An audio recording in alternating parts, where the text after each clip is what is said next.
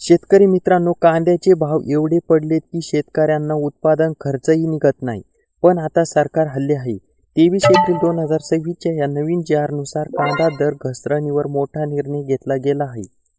सचिव स्तरावर high level committee तयार झाली आहे, जी कांद्याचे दर का पडतात, तत्काळ उपाय काय आहेत, एक्सपोर्ट कसा वाढवायचा आणि शेतकऱ्यांना भविष्यात नुकसान होऊ नये यासाठी मोठा प्लॅन तयार करणार आहे.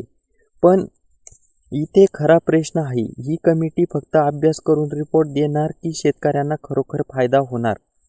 हा जी.आर. तुमच्यासाठी किती महत्त्वाचा आहे आणि पुढे काय होऊ शकतं, हे सगळं सोप्या भाषेत समजून घेण्यासाठी हा व्हिडिओ शेवटपर्यंत नक्की पहा.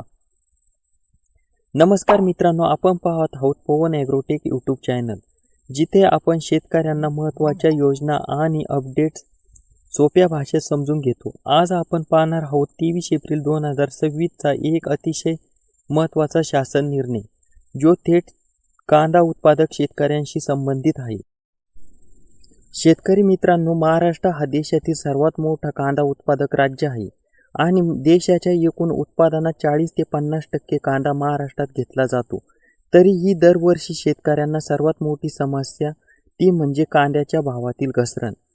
कधी भाव खूप जास्त तर कधी इतके कमी की खर्चही निघत नाही. त्यात साठवणुकीची कमतरता, बाजारातील अडचणी आणि एक्सपोर्ट पॉलिसीमुळे शेतकरी पूर्णपणे अडचणीत सापडतो.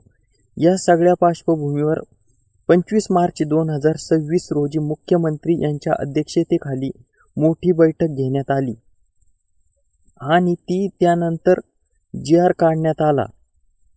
या जी.आर.मध्ये सर्वात महत्त्वाचा निर्णय म्हणजे सचिव स्तरावर एक उच्चस्तरीय कमिटी स्थापन करण्यात आली आहे, ज्यामध्ये वित्त, कृषी आणि पणन विभागातील मोठे अधिकार समाविष्ट आहे. आता ही कमिटी नेमकं काय करणार, तर सर्वप्रथम कांद्याचे दर का घसरतात याचा सखोल अभ्यास करणार. त्यानंतर तत्काळ उपाययोजना सुचवणार, ज्यामुळे शेतकऱ्यांना लगेच काहीसा दिलासा मिळू शकेल. तसेच कांदा एक्सपोर्ट वाढवण्यासाठी काय करता येईल यावरही काम करणार आणि सर्वात महत्त्वाचं म्हणजे दीर्घकालीन उपाययोजना तयार करणार, ज्यामध्ये क्रॉप विविधीकरण म्हणजे शेतकऱ्यांना पर्यायी पिकाकडे वळवण्याचा विचार देखील केला जाणार आहे. म्हणजे सरकार आता फक्त तात्पुरता उपाय नाही तर भविष्यासाठी मोठा प्लॅन तयार करण्याच्या तयारीत आहे. पण मित्रांनो, इथे एक गोष्ट लक्षात घेणं खूप महत्त्वाचं आहे की या जी.आर.मध्ये थेट कोणतंही अनुदान किंवा पैसे देण्याचा निर्णय घेतलेला नाही.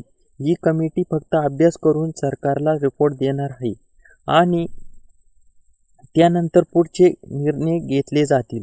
त्यामुळे लगेच फायदा होणार नाही, पण येणाऱ्या काळात मोठे निर्णय होण्याची शक्यता आहे.